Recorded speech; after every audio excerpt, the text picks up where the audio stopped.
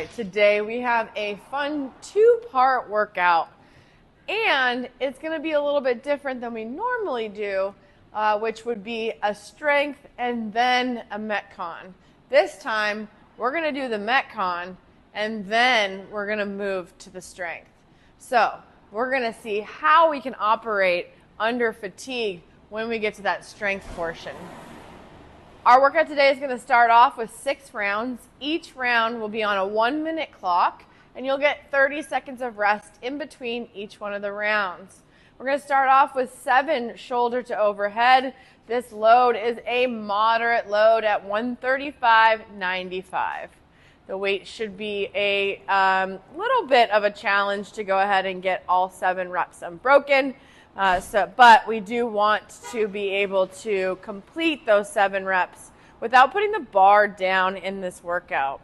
Remember, when we do our shoulder to overhead, we can go ahead and strict press, we can push press, push jerk, or even split jerk, all right? We're always going to finish the movement with the bar over to our head and our legs locked out, so that the bar is in that full locked out position. Now, as soon as we finish those 7 shoulder to overhead, with the time remaining, you're going to do as many toes to bar as possible.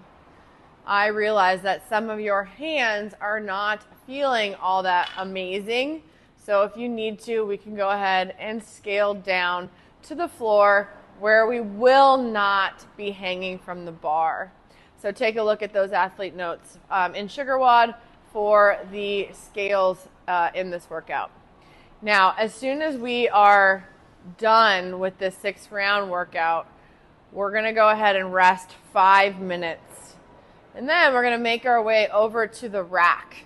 And at the rack, we're going to go ahead, when that 5 minutes of rest has expired, you're going to go ahead and spend 10 minutes working to a 1-rep max shoulder to overhead. So that means you get to utilize any one of those 4 movements, strict press, push jerk, split jerk, to go ahead and try to lift the bar to the heaviest load you possibly can within that 10 minutes. Now, for some of you, the dynamic aspect of the push jerk and the split jerk may be too much. So you can go ahead and really try to dial in on the push press if shoulder mobility and stability is a little lacking up overhead.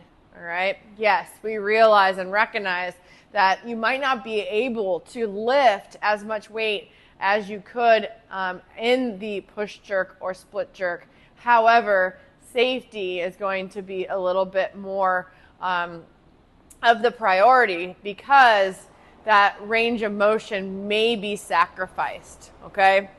So keep that in mind when you're moving through this portion. And that's going to be the same thing that applies for the workout if we actually look back into that.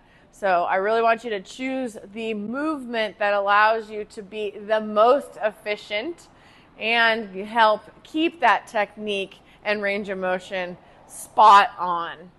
All right, today is going to be fun to kind of explore the end ranges of your toes to bar, and then see how your body responds once it's tired to actually moving a heavier load.